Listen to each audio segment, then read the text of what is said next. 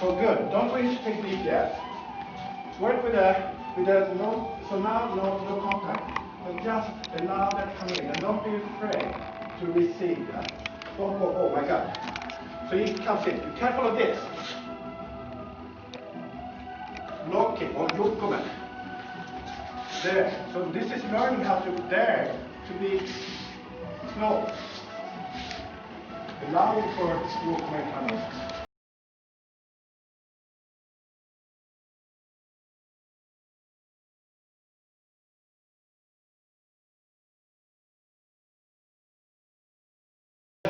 Attack. We work in a relationship. So it's really a mental thing. It doesn't come about by itself. It might if you have a good sense of feeling, but you want to kimosubi. Also say about kimosubi, tying the key together.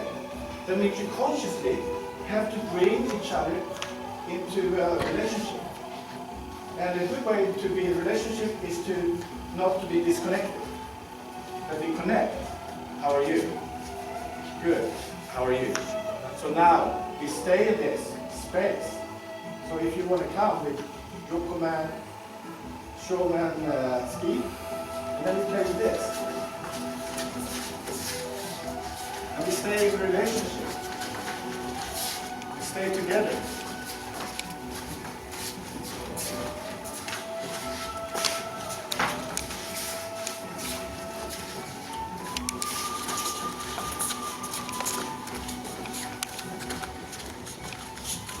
Don't worry, you can hit me on this one. I didn't want to. No, good.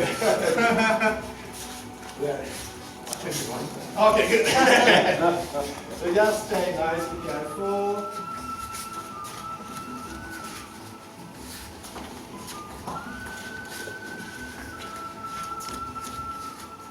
No need to dictate where they're going to go. As they come in, let them be, let them be. Let them be where you want to be.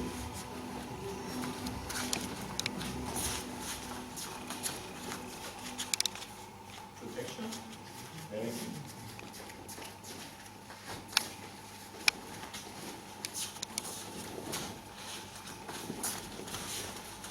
Little bit of that. It's going to be crowded, yeah?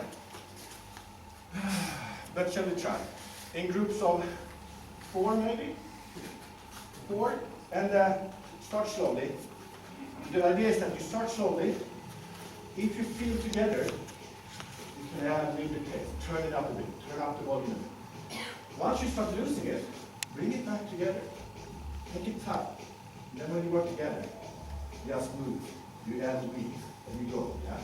And then everybody flows together. So don't distance yourself while you're not attacking. Oh, now I'm attacking. Now I'm not. Stay together. Even if you're not attacking at the moment. Work together, yeah? And guys, your head feels more spacious.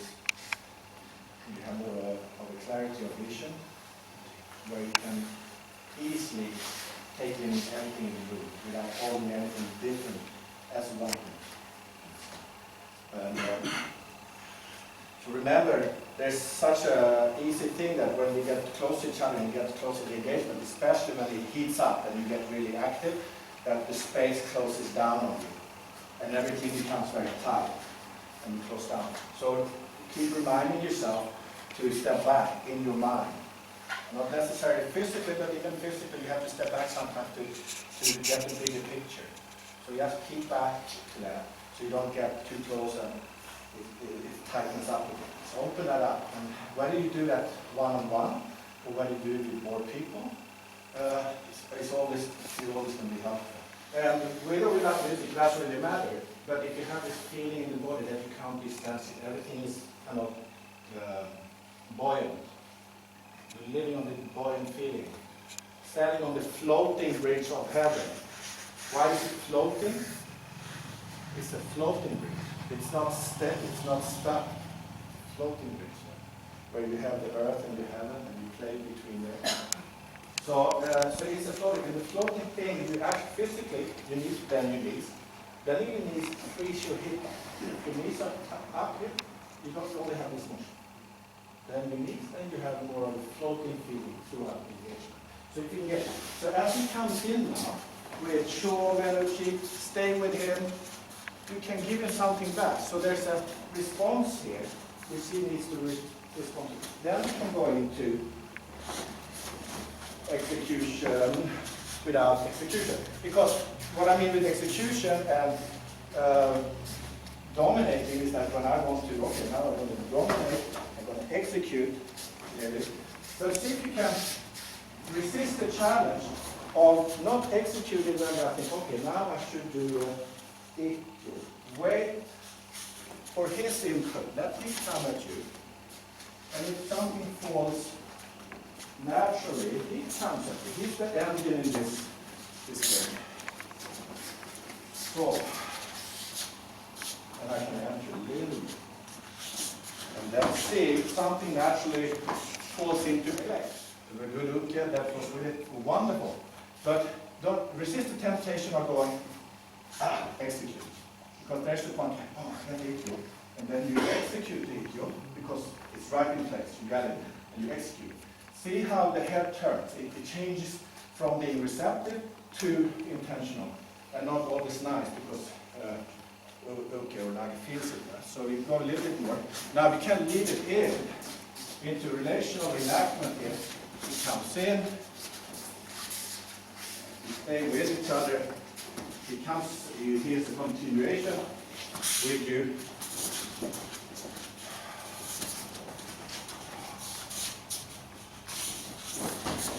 Now it's very nice. So, just stay with him. Don't seek to execute necessarily, but once it comes, lead it into. Play a little bit first, so don't let him come in and execute immediately. Get used to the engagement, and then, okay, let that happen, let that go. Let the first three go. Oh, I could have done something. Let them go. Let's see when it comes naturally. When it falls in naturally, you go, wow, that's so cool. You didn't have to do it. It fell into place now. And okay, if I attack you. Now, this is a session of practice. We are practicing one thing. So I want to have, I don't want to make it more difficult than it has to be. So you want to come in here, you need to also be fluent. You're the engine. You are going to hit. You have to be low. He's moving you. And you want to be as pliable as possible. Of course, we have different ability to receive, depending on age and whatever. But do your best, yeah. So let's see, in groups of 3. This is tight in here. Let's see if we can do it. In groups of 3. What do you guys want? It kind of gives license to be like that. And then it becomes very difficult to move into a completely relaxed relationship. So I'm trying to start from the widest possible perspective and then drawing it back to a solid state where we're not going to freak out. So, negation. So one of those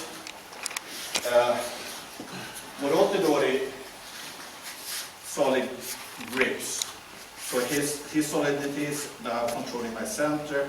Now, if we go with everything that we've been looking at, then we have to be centered, relaxed upper body, aware of him. So I'm not going to be stupid. So you got to have some sensitivity about your own body. But then you also want to have a feeling input into him. You want to have a feeling input. And it's a matter of not one thing being wrong and the other thing being right, meaning, well, in Iwama we did it like this. Yeah, that's not bad. It's not bad. But taking that base of strength and solidity and refining it, making it more sensitive, like also say train so many years and became more and more and more sensitive onto a spiritual level that I can't even comprehend. But what I start playing with is that he can be solid. He wants to hold with his center without being stiff in his shoulder. Because if he's stiff in his shoulder, he's going to be he's going to be able to. So we want, in practice, we want to educate myself, but we also want to educate Naga strong. So, for example, so if you train in dojo, you want to educate him, say, hey, you're a little bit stiff in your shoulders there. Come down in your center. Add the grip, add the grip. Because the more relaxed you are, the stronger your grip can be. The more tense you are, the weaker your grip will be. Also your attitude, if you train with a joyful spirit, like also say, always ask us to train in a very glad, happy spirit, it will make you stronger. Because happiness will make you softer, more relaxed. This enables your muscles to work without interference. You don't use your muscles to hurt or damage the other, but to use what muscles are for. Holding, whatever you do with that. Anyway, strong. So you want to educate Naga here too. Educate them. Using your fingers like Quentin was saying. You use your fingers because many times when we're not that used to this, many times if we forget the hand, and collapse the fingers, many times what happens, not saying because people can do it with completely relaxed hand, but what happens for beginners or me, the hand collapses, is that my engagement goes into his grip.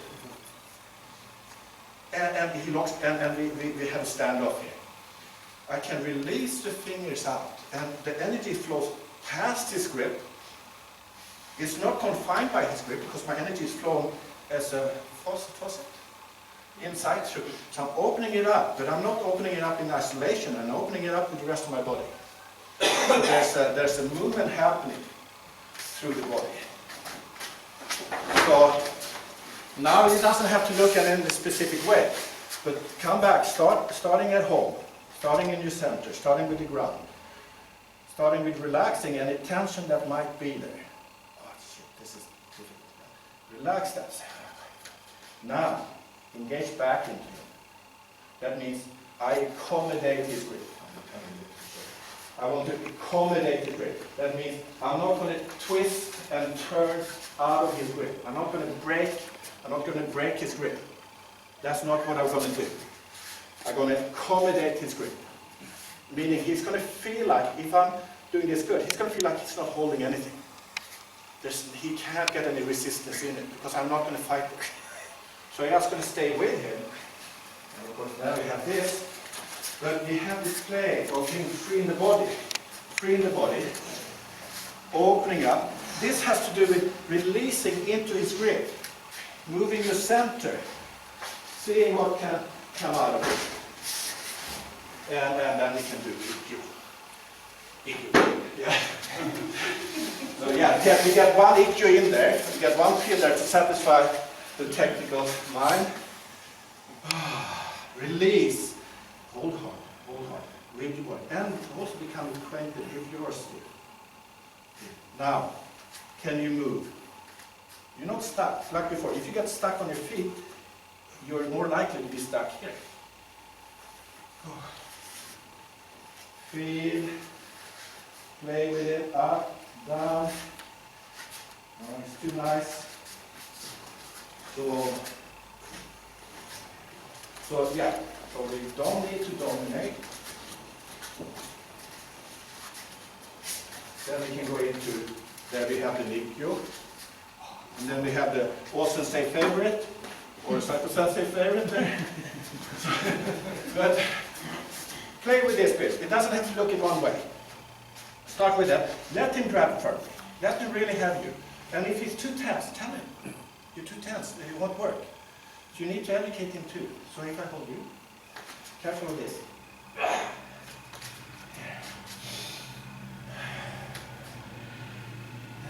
And then move with him. Don't come too fast. Patience. You need patience. Yes. When you master, 1 minute. 1 minute. Try. Last word. Okay, good. 1 minute. Everybody.